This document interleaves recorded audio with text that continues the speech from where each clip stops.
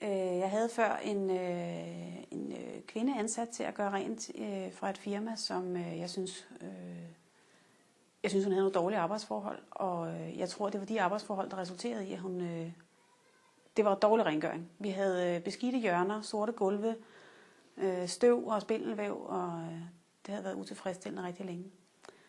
Og så kontaktede jeg forskellige rengøringsfirmaer, og var bare mest tilfreds med det tilbud, I gav.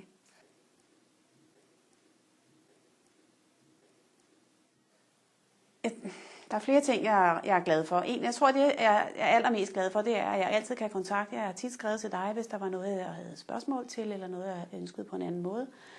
Eller jeg har talt med Christian, og så får man det ordnet med det samme.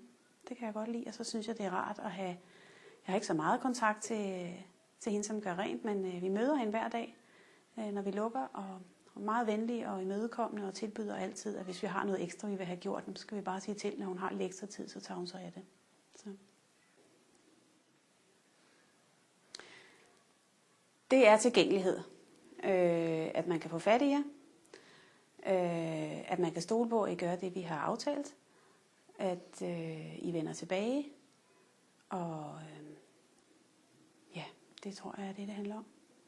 Selvfølgelig kvalitet i det, I laver. Det synes jeg, der er.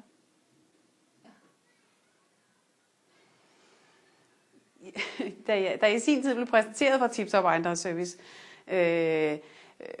blev der sagt, det er en tysk ejer, det er meget tysk. Tænk på det som grundighed og helt ude i hjørnerne. Og sådan opfatter jeg det faktisk også. Jeg har grinet meget af det, men det holder meget stik. Det gør det. Og alligevel et menneskeligt ansigt. Ikke stift eller... Ja, det kan også være folk, man aldrig har kontakt til. Ja, en god kontakt.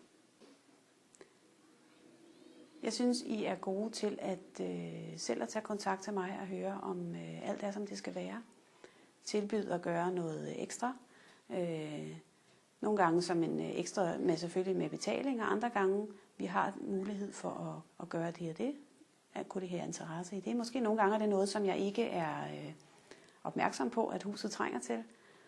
Det tror jeg det er jeg rigtig, rigtig glad for. Tilfreds med.